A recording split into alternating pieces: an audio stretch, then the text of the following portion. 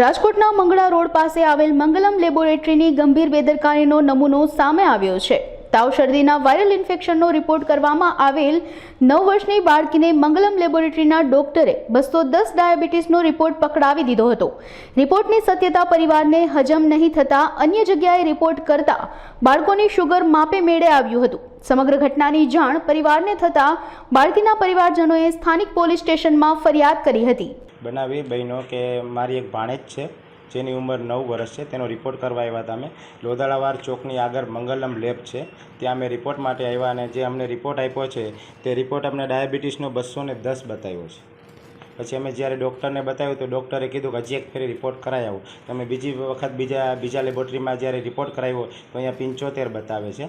એટલે આજે 210ના રિપોર્ટ ઉપર ડૉક્ટરે એમ કીધું જો તમે દવા લઈ અને આ દવા છોકરીને ખરેખર આપી હોત તો છોકરીનું જાન જોખમમાં આવી જાત। સંચાલકો જે અહીંયાના જે ઓનર છે તે અને જે મેન ડૉક્ટરે જે રિપોર્ટ કાઢી નાખ્યો છે તે ભાગી ગયા છે અને અહીંયા આવતા નથી અને કોઈ જાતનો જવાબ કે કોઈ વાત કરવા માંગતા નથી। અમારી માંગ એ છે કે જે બન્યું છે તે ખરેખર આ કાયદાકીય એની માથે થવી એવી અમારી એક માંગ છે।